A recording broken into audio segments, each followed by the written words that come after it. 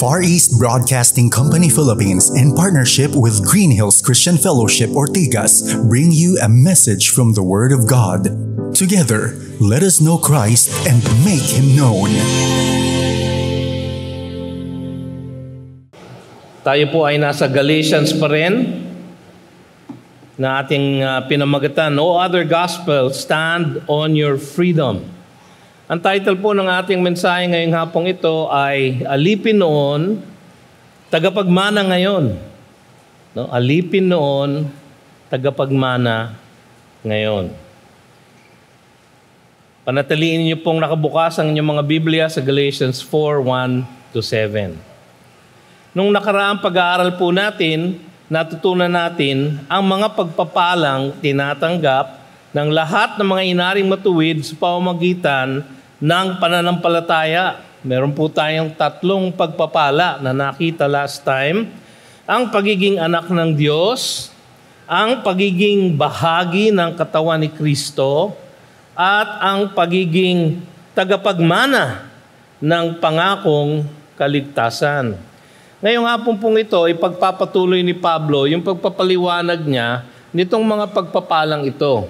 At i-expand niya po yung kanyang larawan, yung kanyang description ng isang ilustrasyon na kanya ibinigay upang maunawaan lalo ng mga taga-Galatians kung gaano ka-superior o kung gaano katotoo yung kaligtasan sa pamamagitan ng pananampalataya kay Jesus lamang. So sa ating pag-aaral ngayon, makikita natin kung paano natupad nito ng Diyos para sa kanyang mga hinirang sa pamamagitan ng 3 magkakasunod na panahon. Una, ang panahon ng paghahanda. Pangalawa, ang panahon ng pagtubos. At pangatlo, ang panahon ng pagiging anak. No? So 3 po ang ating titignan na punto ngayong hapong ito. 3 lang po kasi Baptist po tayo kaya 3, no? Pagpaumanhin niyo po ang aking pag-upo dahil namamaga po ang aking kaliwang tuhod, no? Dala po ng hindi po katakawan kundi katandaan, no? Meron na pong mga lamat ang mga tuhod natin. Kaya medyo kailangan ko na po ng drugs para tayo makapaglingkod sa Panginoon. Bueno, tayo po ay magpapatuloy sa ating pag-aaral. Alam naman natin kung bakit sinulat ni Pablo ang Galatians.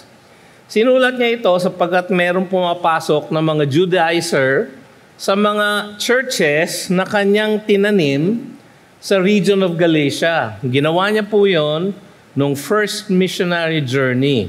Mababasa niyo po yung mga pangyayaring ito, yung mga churches na kanyang binisita at tinanim sa Acts chapter 13 tsaka sa Acts chapter 14.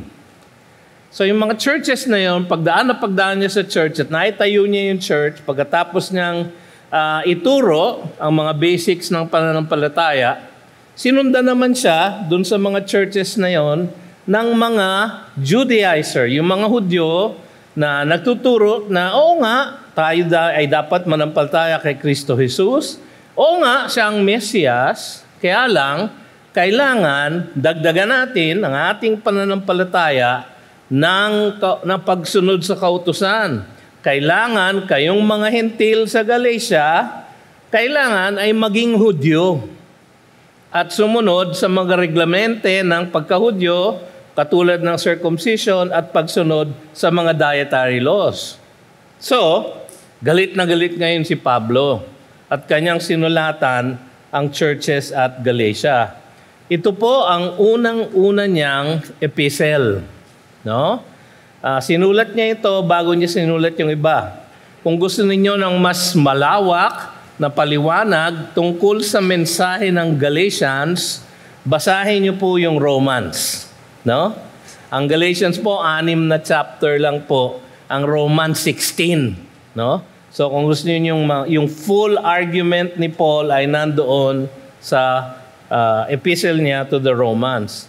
So nakarating na tayo sa chapter 4.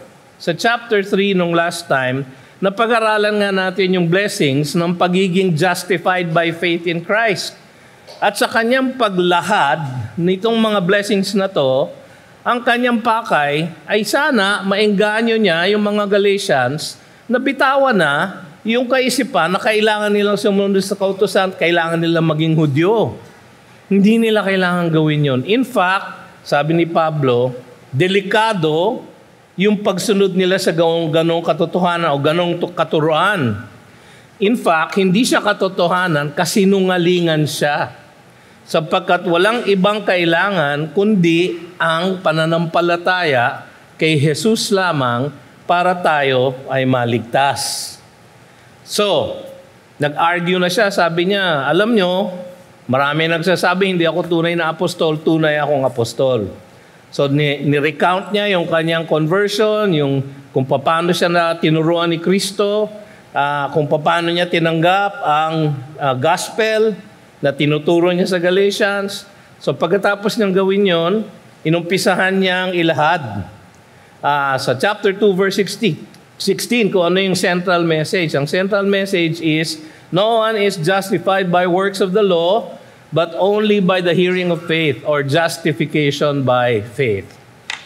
Mga kapatid, itong letter na ito, nung pinag-aralan ni Martin Luther, nung siya ay hindi paligtas, at siya ay isang monk, isang Augustinian monk, sa isang syudad sa Germany na tinatawag na Wittenberg. No? Siya po ay isang professor doon, isa po siyang Catholic priest, isa po siyang theology professor, at kanyang inaral ang Galatians.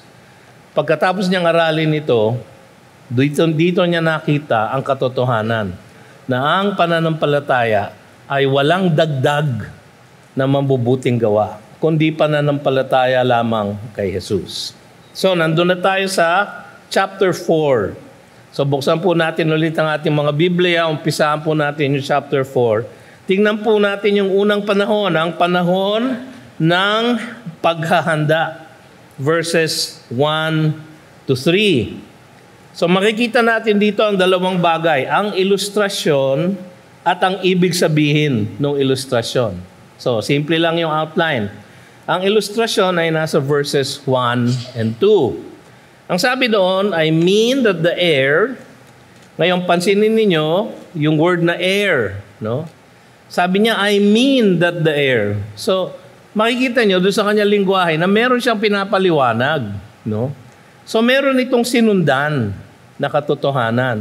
Ang problema sa mga Biblia natin, may mga chapter divisions. Nung sinulat ito ni Pablo, wala naman chapter 3, wala naman chapter 4. Actually, kaduktong ito nung verse 29. Ang sabi ng verse 29 sa chapter 3, and if you are Christ, kung kayo ay na kay Kristo Jesus na, then you are Abraham's offspring, heirs, tagapagmana, according to promise. I mean, sabi niya, that the heir, as long as he is a child, is no different from a slave. So, pinapaliwanag niya ng mas malinaw yung kanyang ilustrasyon. Though he is the owner of everything. No? Yung salitang slave po dito, doulos, yung talagang alipin. No? Mayroon tayong mga literature, Filipino literature, kung nabasa nyo ang Florante at Laura, alam nyo na mayroong aliping sanggigilid at aliping namamahay. No? Itong aliping ito, sanggigilid lang. Yung pinakamababang alipin. No? He's no different from a slave, though he is the owner of everything. Yung translation sa ESV, medyo kulang actually. Parang ang dapat dito, he is the Lord of everything. So siya ang actually tagapagmana, siya ang papalit doon sa Panginoon, yung tatay niya, no? Siya ang papalit. Pero for the time being, dahil siya ay bata pa, siya ay parang slave. No? Naalala niyo ba nung bata kayo? No. Parang wala kayong magawa, di ba? Sumusunod lang kayo sa utos ng magulang niyo. At hinihintay-hintay ninyo yung panahon na kayo ay magkaroon ng hustong gulang. Ako, naalala ko yan noon, nung ako'y bata pa. No? Kasi strict ang parents ko eh. Bawal ang ganito, bawal ang ganyan. Alam nyo, lumaki akong Metodista. No? Sa Iglesia Evangelico Metodista en Las Islas, Pilipinas. Alam nyo ba yun? May church na ganun po. Ang initials po noon, Yemelif. No? Ako po ay lumaki doon. Ang tatay ko po ay naging pastor ng Yemelif. Ang lolo ko po ay naging pastor ng Yemelif. No? So, ang mga Metodista, maraming reglamento. So, very strict ang aming pamamahay. So, sa aming paglaki, hindi ko mahintay na ako ay makakawala, makagraduate ng college, no? Para magawa ko ang gusto ko. Di ba? So, parang ganito po yung heir. No? Siya po ay tagapagmana, pero while he is a child, siya po ay parang slave. But he is under guardians and managers until the date set by his father. So makikita natin dito ay isang ilustrasyon na tungkol sa paghahanda ng isang anak na tagapagmana na nilalagay sa ilalim ng proteksyon ng mga bantay at tagapangasiwa. No? Ang practice sa mga Jewish family noon, yung kanilang mga sons, no? Sa kanilang paglaki before the age of 12, no? Sila ay under guardians, sila ay under bantay, meron silang bantay. At pagdating ng age 12, no? Magkakaroon sila ng isang seremonya sa kanilang pamilya na nakilala na natin ngayon kasi ginagawa pa rin ng mga Hudyo hanggang ngayon 'yon. Yung bar mitzvah. Bar mitzvah. Ang ibig sabihin ng bar mitzvah, son of the Father, son of God, son of the Lord, no? Bar mitzvah. So pagdating ng bar mitzvah, magpo-pronounce ng prayer yung kanyang tatay, papasalamatan niya ang Diyos. Maraming salamat Panginoon dahil dito sa aking anak na iyong prinoteksyonan. Ngayon, siya ay nasa hustong gulang na, siya ay pinagkakaloob ko sa iyo. Bar mitzvah. Sa mga hentil, no? Napag-aralan natin last time kung ano yung ginagawa nilang seremonya, no? So meron silang seremonya kung saan pagdating ng 17 o 18 ng isang batang lalaki, siya ay nagpapalit ng toga, ng kasuutan. Magmula sa toga praetexia, nagkakaroon siya ng toga virilis. Virilis, viril, lalaki ka na. So lalaki ka na ngayon, toga virilis ang susuotin mo. Meron din silang seremonya. Siya ngayon ay magkakaroon ng full rights of a son. Habang bata ang isang batang Hudyo o batang Hentil, sila ay sa original na salita, no? Hijos de jure o de facto, no? De jure, by right sila ay sons, tagapagmana. Pero de facto, by fact, sila ay parang slaves. So ganun po yung ilustrasyon na binibigay ni Pablo. Yung heir dito ay yung mga hinahanda ng Diyos na tatanggap ng pangako niyang kaligtasan. Kasi sa konteksto natin, kaya ako binasa yung verse 29. Yung verse 29 kanina, if you are Christ's, then you are Abraham's offspring, heirs, according to promise. I mean that the heir, so he is referring to the same thing. Ang kanyang reference, ang konteksto ay tungkol dun sa heir who is now Christ's. No? If you are Christ's, you are Abraham's offspring. Pero dito sa illustration niya, yung heir ay isang bata bago siya lumagay sa hustong gulang at tumanggap kay Kristo Jesus. Pero ang illustration ay malinaw. Siya ay tagapagmana ng mga pagpapala at benepisyo ng kanyang ama. So makikita nyo kaagad yung ibig sabihin, no? Sa Galatians chapter 3 verses 25 to 26, last time pinag-aralan natin to. Ang sabi doon, but now that faith has come, we are no longer under a guardian. So kapag tayo ay nanampalataya na kay Jesus, tayo ay parang nagtoga virilis, tayo ay nasa hustong gulang na. we are claiming sonship, no? Yung ating promises, yung ating inheritance, no? For in Christ Jesus, you are all sons of God through faith. Tapos sa verse 29, ang sabi, if you are Christ, then you're Abraham's offspring, Abraham who is the father of faith. Then you are heirs according to promise. So akong paniwala ko, ang heir dito, ang tinutukoy, yung mga hinahanda ng Diyos para kanyang iligtas. Yung mga taong kumikilos na siya sa kanilang mga puso, inilalapit na siya sa mga relihiyon, sa mga katuruan, sa mga revelasyon niya, upang sila ay unti-unting ma-expose. No? Actually, sa Ephesians chapter 1, verses 4 to 5, ang sabi doon, even as He chose us in Him before the foundation of the world, that we should be holy and blameless before Him. In love, He predestined us for adoption to Himself as sons through Jesus Christ, according to the purpose of His will. So dito, yung ilustrasyon ay isang anak na tatanggap ng pinangakong inheritance o mana mula sa kanyang ama sa tamang oras, sa oras na itinakda ng kanyang ama. So, ganyan yung illustration. Yung mga guardians dito ay mga slaves sila. They are trusted slaves. No? Sila ay binigyan ng power nung father, nung family, para protektahan, samahan, turuan, no?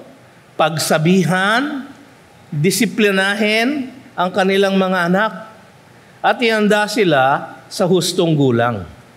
So yun po ang guardians at managers. Hindi po ito naiiba sa, halimbawa, sa mga mayayamang pamilya, kadalasan meron silang trust fund para sa kanilang mga anak. No? So yung fund na yon, yung kayamanan na yon, yung perang yon ay nakatago sa isang bangko, usually under the trust department ng isang bangko, at yun ay funds held in trust. No? At kung minsan merong instruction doon na kapag nakarating na to a certain age ang anak na ito, pwedeng i-release yung funds held in trust sa kanya. No? So, ewan ko kung siguro yung iba sa inyo ganito kayaman, meron kayong funds held in trust. No? Ako po'y lumaki, wala po akong inintay o natamasa na funds held in trust. No? Ang minana ko lang po sa tatay ko, no, ay osteoarthritis. No? Yun po ang nasa left knee ko ngayon. No? Tsaka yung aking katabaan. No? Ang tatay ko po, ganito din po ang katawan. In fact, kung makikita nyo ang kanyang mga larawan, nung siya ay nagpapastor, no, mapapagkamalan nyo na ako siya. Dahil magkamukha po kami. No? Pareho kaming magandang lalaki. No? Hindi po, ang tatay ko lang po ang gwapo. No? Yung po, hindi ko nakuha sa kanya. Sa lahat naman ng mamanahin ko, hindi pa yun. No? Yung arthritis lang niya. Pero ganito ang pakay para sa guardians at sa managers. No? So yun ang ilustrasyon. Ano ang ibig sabihin? Tingnan natin sa Galatians chapter 4 verse 3. Ang sabi doon, in the same way, so yun ang kaya alam nyo na ito ay ilustrasyon lang. At ibinibigay niya ngayon ang ibig sabihin, in the same way, we also, ang we dito ay si Pablo at yung mga sinusulatan niyang miyembro ng churches at Galatia. Kung we ang ginagamit niyang pronoun, ang ibig sabihin, sila ay mga mananampalataya na. No? So, in the same way, when we were children, ito yung kanilang past, yung kanilang nakalipas. When we were children, we're enslaved to the elementary principles of the world. Ngayon, medyo mahirap unawain yung verse na ito. Sa totoo lang, mga binasa kong komentaryo, siguro na 12 komentaryo akong binasa, Iba-iba po ang interpretasyon dito. Kasi yung salita po, actually, ang ibig sabihin lang ng elementary principles, these are the ABCs. Kasi literally, yun ang ibig sabihin ng Greek word. Ito ang mga ABC.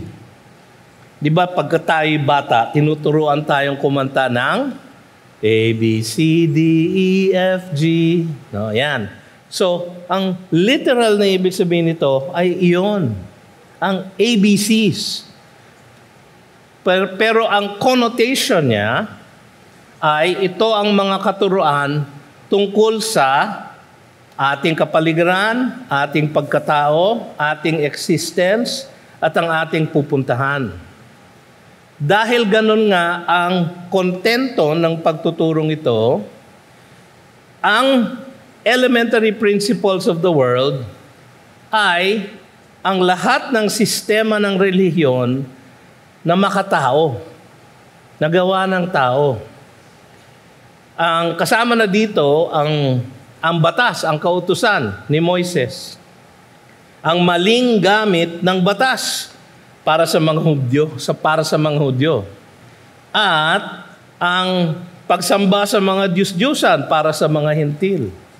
O lalo na doon sa mga Griego, sa mga Greeks, yung kanilang pagkaunawa sa kanilang daigdig sa pamamagitan ng makataong filosofiya. Si Socrates, si Plato, si Aristotle. No? So yan, kasama yan lahat sa elementary principles of the world. Ang sinasabi niya, tayo ay parang children, na paalipin tayo dito sa mga elementary principles of the world. Yung mga Hudyo, lumaki sila na ang katuruan sa kanila, kailangan may circumcision, kailangan may dietary laws, kailangan may mga ritual at sakramento. Gayon din ang iba sa atin. Yung iba sa atin, galing tayo sa simbahan, sa Iglesia Romano-Katoliko. No? So sino dito ang dating Katoliko? No? O, yung dami nyo, ha? Sigurado kayo, okay na kayo. Sigurado kayo, okay. Anyway, kung di kayo sigurado, mag-usap tayo mamaya. No? Kung kayo'y lumaki sa ganong relihiyon, no? Merong mga katuruan, di ba? Merong mga ritual. No? Merong binyag, may kumpil, no? May communion, may penance, may confession. So lahat yon ay kasama sa isang sistema ng isang relihiyong makatao.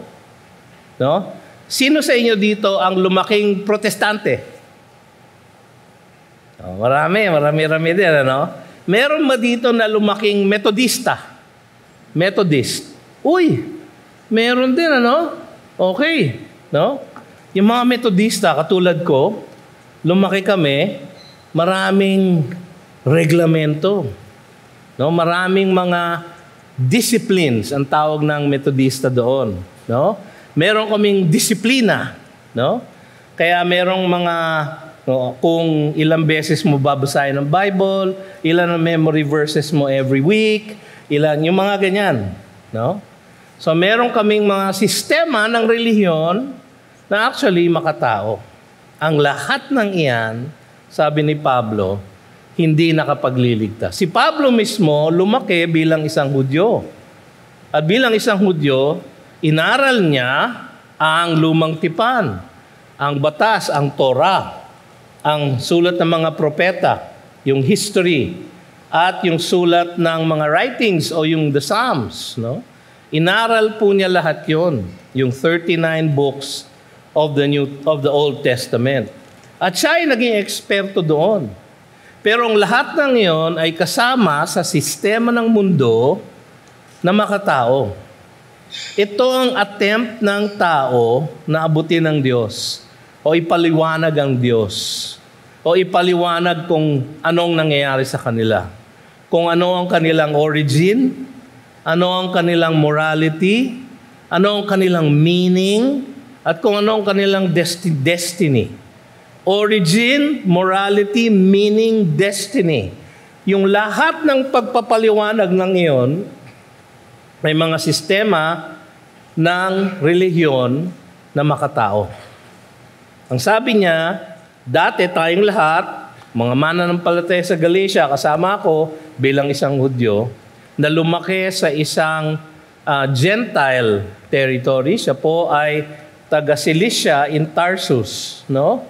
Actually, mga 100 kilometers lang ang layo niya nung birthplace niya doon sa mga churches sa Galatia na kanyang tinanim. So datapwat, nung sinabi niyang we, sinasama niya yung sarili niya bilang isang taong exposed sa Greek culture. No?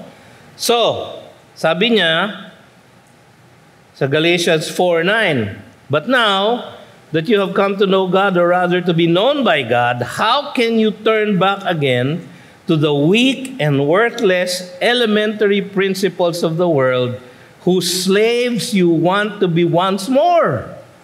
Dati tayo enslaved dyan. Ngayon, gusto niyo na naman na ma-enslave tayo dyan.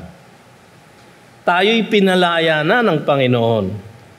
Sa Colossians chapter 2 verse 8, ang sinulat doon ni Pablo ay ganito, "See to it that no one takes you captive by philosophy and empty deceit, no?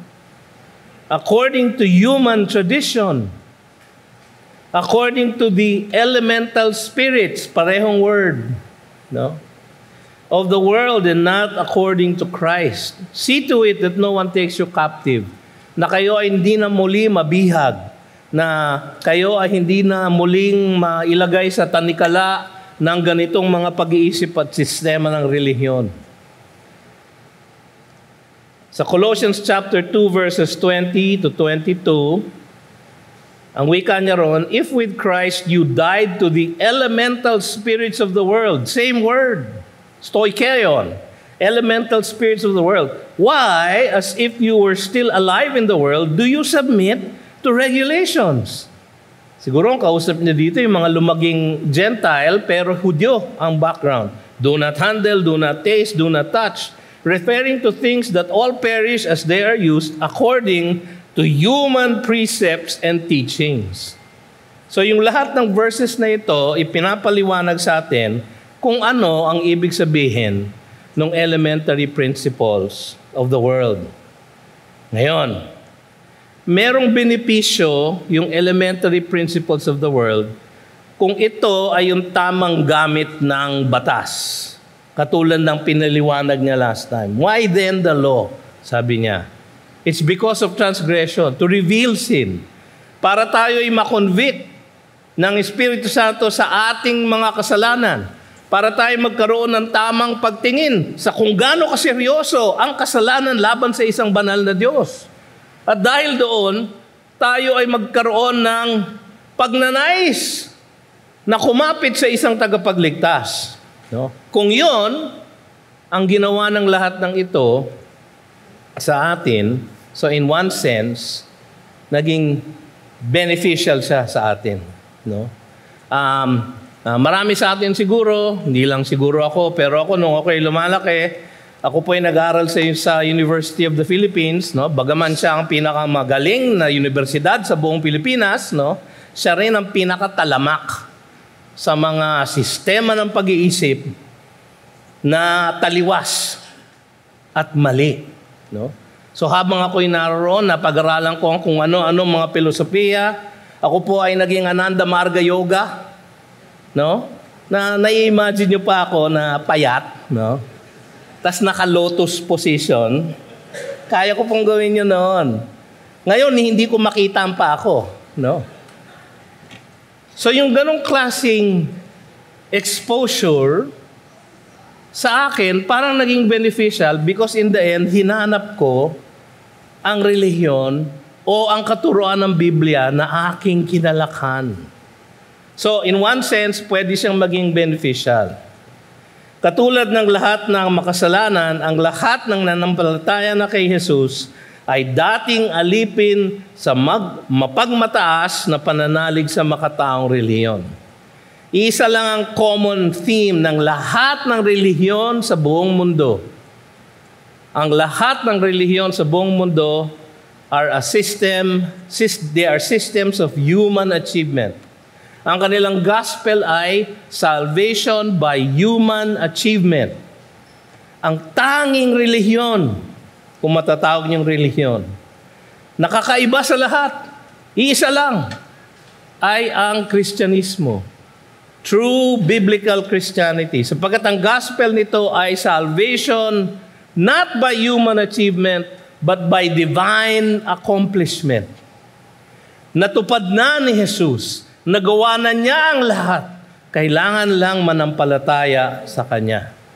Ang ibang relihiyon, whether Roman Catholicism, Protestantism, Methodism, no? O Confucianism, Buddhism, no? Ananda Marga Yoga, no? Hare Krishna. Di ko napatataasin ang kamay ng mga nag-Hare Krishna nung college, no? Baka nakakahiya na no? Pero lahat ng ito, isa lang ang common element. Lahat ito umaasa sa salvation by human achievement. Ang tanging kakaiba lang. Kaya alam nyo na totoo Kaya alam nyo na tayo nasa totoong relihiyon, nasa totoong paniniwala. Sapagkat tayo lang ang salvation by grace through faith in Christ. Salvation by divine accomplishment, not by human achievement. So yun ang panahon ng paghahanda. Nung tayo ay nagdadaan dito nung tayo dinaanan natin itong mga reliyon na ito, na-expose tayo sa mga ganito. Kahit na yung mga lumaki dito sa GCF, no? Nung kayo'y bata, tiyak ako, kinaladkad kayo sa Sunday school ng inyong mga magulang. No? Wala namang mga bata na voluntarily nagpupunta sa Sunday school. No? So huwag kayong magmaang-maangan. Alam kong pinilit nyo ang mga anak ninyo. No? Under pain of physical punishment. No? At katulad namin, lumalaki kami, meron kaming maraming practices ang tatay ko. Meron kaming, ang tawag namin, family altar. No? Meron kaming worship service sa aming pamilya lang. No? Siyempre, ang tatay ko ang pastor, siya ang preacher. No? At 3 kaming magkakapatid na lalaki. Yung isa ang presider, yung isa ang song leader, yung isa ay scripture reading. No? Yung nanay ko, tsaka yung kapatid naming babae, audience. No? So, lahat kami may sariling part. Alam nyo, kumpleto. No? Meron kaming pag-awit ng hymno. At pag umawit kami ng hymno, kailangan soprano, alto, tenor, bass. 3 lang kami. So, medyo mahirap. No? Diyan po ako natutong magbasa ng nota. Pero mga kapatid, lumaki tayong lahat na meron ganyang paghahanda. Kahit yung mga lumaki dito sa GCF. Yan ang panahon ng paghahanda. Tingnan natin yung panahon ng pagtubos. Verse 4. Tingnan natin yung ang pagdating. Sabi sa verse 4, "But when the fullness of time had come, God sent forth His Son, born of woman, born under the law." Wow, napakabigat nitong verse na ito. No? Ang pagdating ay sa tamang panahon na tinakda ng Diyos. Nakita natin sa verse 2, He is under guardians and managers until the date set by His Father. So meron takdang panahon. Dito sa verse 4, when the fullness of time had come. Yung salita pong ginamit ay pleroma, fullness, no? Yung fullness na umaapaw, yung pong ibig sabihin nun. Talagang handang-handa na ang mundo para tanggapin ang Mesiyas, no? Handang-handa na ang mundo, una, politically. Napapailalim na ang buong mundo noon sa Rome. So meron tayong tinatawag na Pax Romana, the peace of Rome. Dahil kontrolado ng Roman military ang lahat ng bansa, merong peace. Walang mga gera-gera. No? Economically, ginawa ng Rome, meron silang sistema ng mga roads. No? Yung hindi yung highway na nakikita nating malawak ngayon. Maliliit lang yung road, siguro kasing lawak, siguro dalawang ganto kalawak. So basta malawak, no? Yung road para madaanan ng mga horse carts, para yung kanilang mga merchandise, commerce, at yung lahat ng roads na yon ay nakararating sa lahat ng lugar na pinamumunuan, pinangangasiwaan ng Roma. Ang Rome din noon o ang mundo din noon ay handa, hindi lang politically, hindi lang economically, kundi handa din siya spiritually. Dahil sa lalo na ang mga Hudyo, no? Dahil sa matagal na panahon na walang revelation from God. Ilang taon yon? 400 years. Mula dun sa last book of the Old Testament, Malakay, hanggang sa Matthew. No? Hanggang sa paglabas ni John the Baptist, 400 years na walang revelation magmula sa Diyos. No? Kaya yung 400 years na yon, ang Israel ay napunta sa exile, no? 586 BC ang Southern Kingdom ay in exile sa Babylon, modern day Iraq, no? Under the domain of Nebuchadnezzar, no? Nebuchadnezzar. Mga 200 years before or little less, mga 746 BC, no? Ang Northern Kingdom, yung 10 tribes, ay sinakop at in-exile sa Assyria. No? Yung mga bumalik sa Jerusalem ay galing sa Southern Kingdom, sa Babylon. Sapagkat mababasa natin sa Ezra at Nehemiah kung paano sila bumalik at kung paano sila tinaguyod ulit ng Panginoon sa Jerusalem. Dahil sa disiplina na ginawa ng Diyos sa kanila, nawala sa kanila ang idolatry. At sa panahon na 400 years na walang revelation from God, doon nagumpisa magtayo ng synagogues. So ang isang bayan na merong at least 10 pamilya na Hudyo, pwedeng magtayo ng synagogue, padadalhan ng isang rabbi. Maganda po lahat yon sapagkat ang lahat ng mga pangyayaring yon ay naging pananabik tuloy ng mga Hudyo. Naging sabik sila na hintayin ang kanilang Mesiyas. Sila'y napapailalim muli sa isang foreign government. Kailan ba darating ang Mesiyas na sinasabi ni Isaiah, ang sinasabi ni Daniel na Son of Man? Kailan ba siya darating? So very intense yung atmosphere. Kahit na ang Greek and Roman culture ay nakatulong. So handa din ang mundo sapagkat ang buong mundo ay merong common language noon, Greek. No? Merong common system of moving around, Roman. So, kumbaga ngayon yung Schengen visa, pag meron kang Schengen visa, pwede kang lumibot-libot sa kalawakan ng Western Europe. No? Noon, under Rome, pag Roman citizen ka, at through the Roman network of roads, pwede mong abutin ang buong Roman Empire. Handang-handa ang mundo. Bakit? Sapagkat darating ang Mesiyas, ibibigay niya ang gospel, mamamatay siya para sa kasalanan ng buong mundo, at ipapangalat ngayon ng kanyang mga alagad ang kanyang mabuting balita ng kaligtasan. Ano ang gagamitin nila? Yung Roman roads. Yung Greek language. Kaya ang New Testament sinulat sa Koine Greek. No, yun po yung old version ng Greek, hindi po siya yung Greek na ginagamit ngayon sa Greece. Koine Greek, yun po ang parang kumbaga ngayon English. No? Kasi ngayon, kahit saan ka magpunta, kailangan marunong ka ng konting English. Pwera lang sa France. No, yung mga French medyo mayabang eh. Ayaw nila ng English eh, no? Pero, ang English is an international language. No? Ang isa pang dapat na alam mo, Tagalog. Bakit? Kasi kahit nasaang sulok ng mundo, may Pilipino! Di ba? So, kailangan marunong ka ng Tagalog. Meron kaming pamangkin na anak ng pamangkin ni Bebet na Amerikano ang tatay. No? So, Amerikanong ang itsura niya. no? Blonde, blue eyes, maputi, no?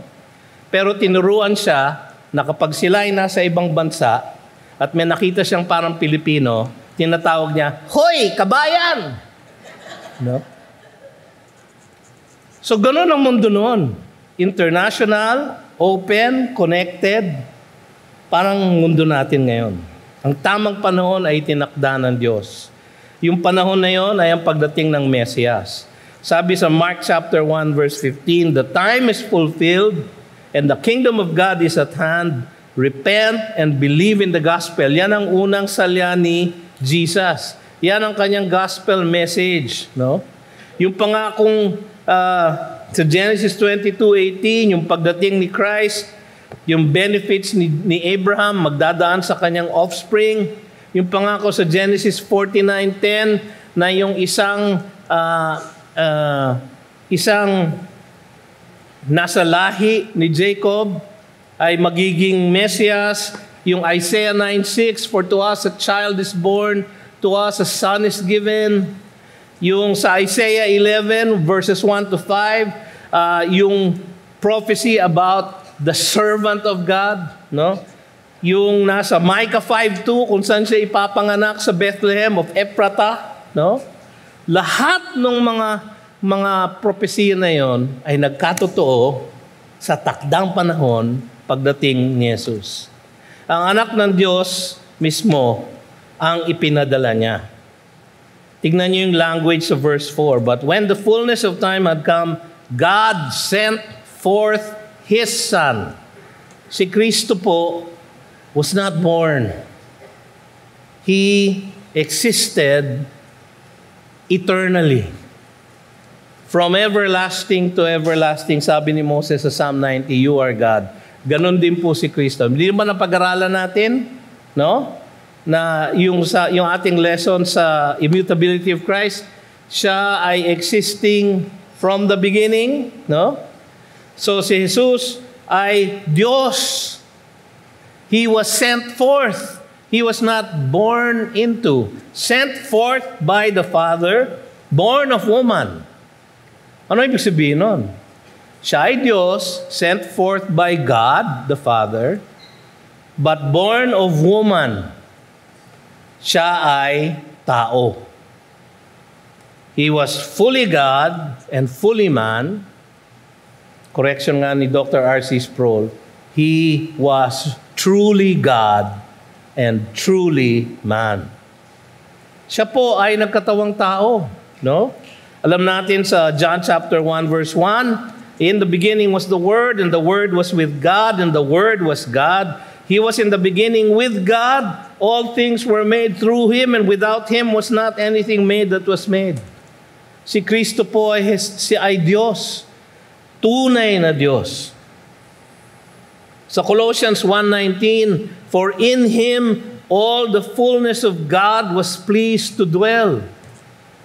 Siya po ay tunay na Diyos. Sa Hebrews chapter 1 verse 2, "But in these last days He was spoken to us by His Son, whom He appointed the heir of all things, through whom also He created the world." Tapos sa verse 3, "He is the radiance of the glory of God." He is God, but He is also man, born of woman, no? Sabi sa Genesis 3:15, di ba, ang pangako, ang sumpa dun sa serpent, no? "The seed of the woman shall bruise your head."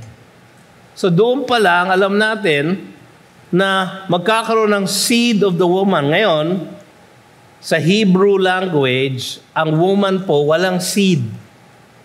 Ang lalaki lang po ang may seed. Pero sa Genesis 3:15, ang prophecy is for the seed of the woman. Si Mary po yun, at yung kanyang seed ay si Jesus. Sa John 1:14, ang wika doon, "And the Word became flesh and dwelt among us, and we have seen His glory, glory as of the only Son from the Father, full of grace and truth." The only Son from the Father, sent forth by the Father. He is the only Son, the monogenes, the only begotten of the Father. Siya ay tunay na Diyos at siya ay naging tunay na tao. Sa Philippians chapter 2 verse 7, ang sabi ni Pablo doon, He emptied Himself by taking the form of a servant and being born in the likeness of men.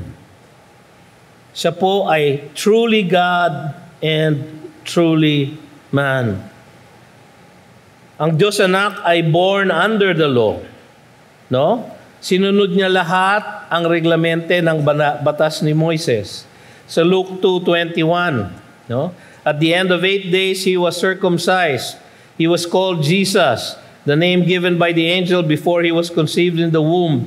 Sa Luke 1:2-22, and when the time came for their purification according to the law of Moses, they brought Him up to Jerusalem to present Him to the Lord.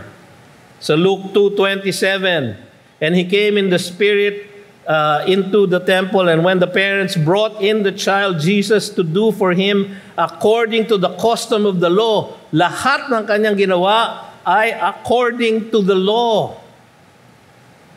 Kahit nung siya ay babautismuhan, sabi ni John the Baptist, ako magbabautismo sa iyo, dapat ikaw ang magbautismo sa akin. Ikaw ang kordero ng Diyos, you are the Lamb of God.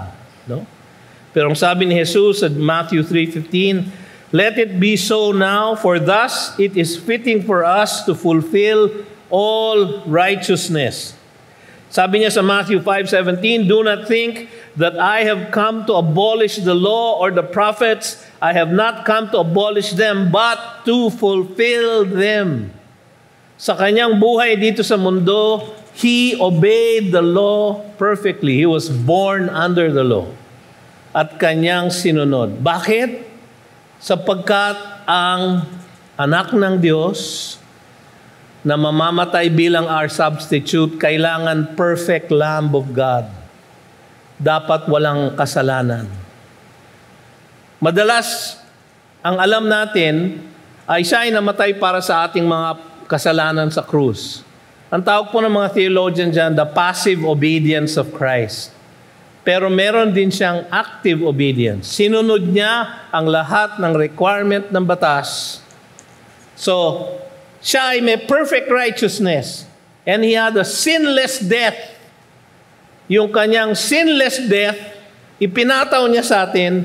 Yung kanyang perfect righteousness, ipinataw din niya sa atin. Ang tawag po natin yan, double imputation. Kaya naman mga kapatid, ang ating mga gulagulanit na basahang suot ay ating ibinigay sa Kanya at Kanyang sinuot at ang Kanyang mga magagarang suot bilang hari ay Kanya namang ibinigay sa atin. His robes for mine. Oh, wonderful exchange, ang sabi ng isang hymno. Yan po ang gospel. 2 Corinthians 5:21. And He who was without sin was made sin for us. Ang ating sin po ay binataw natin sa Kanya so that we might have the righteousness of God. Kaya He was born under the law, sinunod niya ang buong batas. Kasi kung hindi niya ginawa yon, nung siya ay namatay sa krus, siya ay namatay para sa kanyang kasalanan. Ngunit wala siyang sala, sabi sa Hebrews 4:15. Siya ay walang sala. Datapwat nung siya ay namatay sa krus, namatay siya para sa ating pagkakasala. Kailangan niyang maging tunay na Diyos para yung kapangyarihan ng Savior na pwedeng pumuksa sa kasalanan at sa kamatayan ay nasa Kanya. Ngunit kailangan din niya maging tunay na tao upang siya ay maging tunay na tagapamagitan, our substitute sa krus. Kaya po siya lang ang maaaring maging tagapagligtas. Acts 4:12, no other name under heaven is there salvation except at the name of Jesus Christ. John 14:6, I am the way, the truth, and the life. No one comes to the Father except by me. Bakit siya lang? Siya lang ang perfectly righteous and perfectly sinless nung siya ay namatay sa krus. Ang pagtubos, verse 5, to redeem those who were under the law, so that we might receive adoption as sons. Wow. Dalawa po sa aming anak ay aming inadopt, no? Sila po ay, kung in one sense, pinili namin. Kasi yung mga bata na galing sa ating mga katawan, no? In one sense, wala tayong choice. No? So, meron kaming biological son. No? Isa. Nakaisa kami. Isa lang. No? Dalawa po. Actually, tatlo ang aming adopted children. Yung isa po ay namatay nung siya ay sanggol.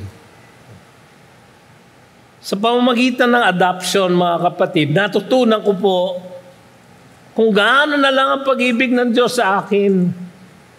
Na kahit na ako'y makasalanan, ako ay inadopt niya.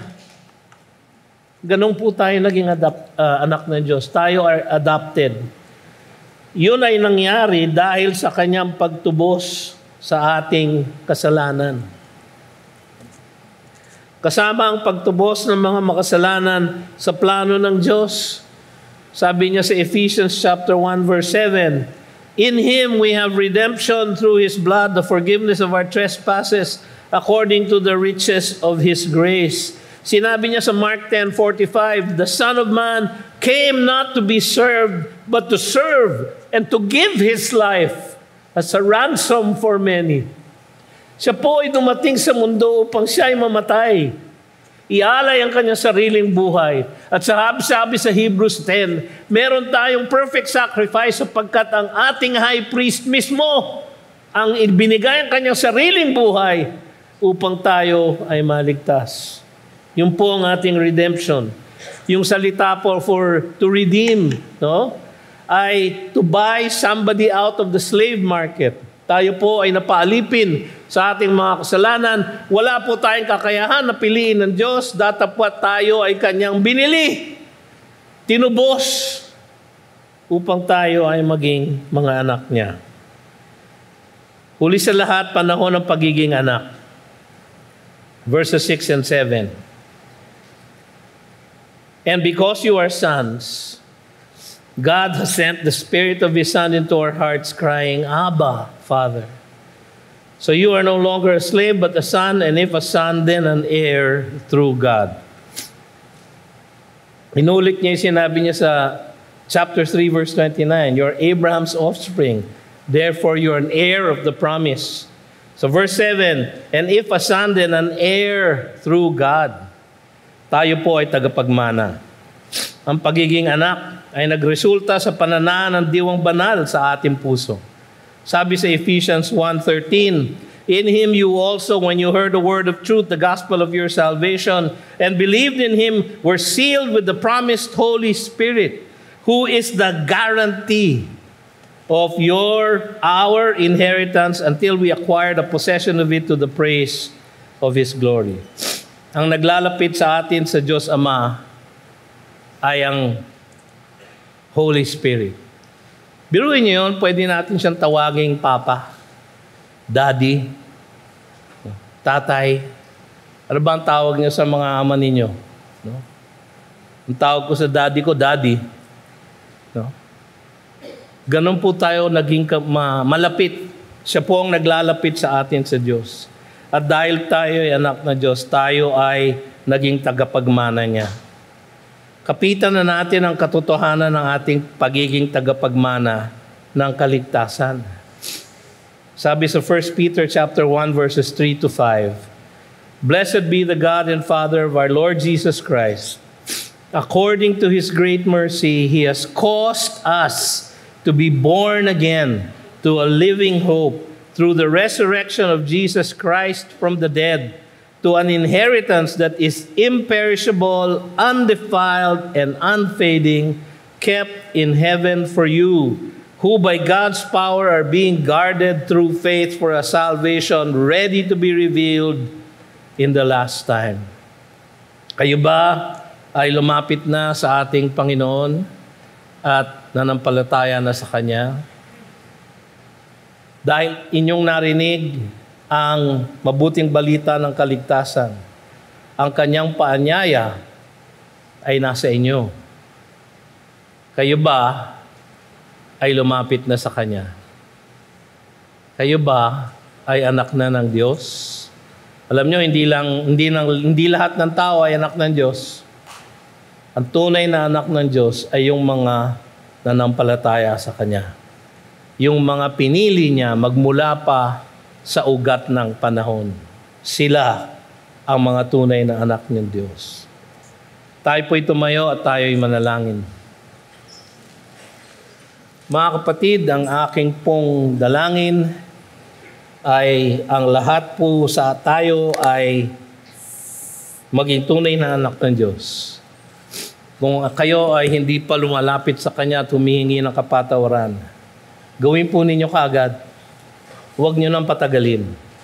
Sapagkat ang Kanyang pangako ay tunay at tapat at sapat siya na tumupad sa lahat ng Kanyang mga pangako. Tayo manalangin. Panginoon, maraming salamat po sa inyong salita, sa inyong mga dakilang pangako sa amin. Kayo nga po, O Diyos, ang kumilos sa aming kalagitnaan. Sapagkat alam naman namin na hindi naman kami makalalapit sa inyo kung hindi nyo kami palalapitin sa inyo. Kung hindi nyo kami dadalhin sa paanan ng Ama. Hindi po kami makakalapit sa inyo kung hindi nyo kami bigyan ng pagsisisi sa aming puso. Hindi po namin maunawaan ang inyong mabuting balita ng kaligtasan kung hindi nyo po paiintindi sa pamamagitan ng inyong diwang banal. O Diyos na mahabagin, kayo po ang magligtas sa bawat isa sa amin. So kung meron po kaming mga kasama dito ngayon na hindi pa lumalapit sa inyo, O Diyos, pakinggan ninyo ang kanilang mga hiyaw na para sa inyong kahabagan at kayo po ang magligtas sa kanila. At ngayon, tanggapin ninyo ang dakilang basbas at pagpapala ng Diyos Amang makapangyarihang lahat sa lahat. Ang kagandahang loob at pag-ibig ni Kristo Jesus na ating tagapagligtas at ang pakikipisan at gabay ng Diwang Banal magmula ngayon at magpasawalang hanggan. At ang lahat ay nagsabi ng Amen. Magandang hapon po sa inyong lahat. You've just heard a message from the Word with Green Hills Christian Fellowship Ortigas in partnership with Far East Broadcasting Company Philippines. We hope you can join us next week. God bless you.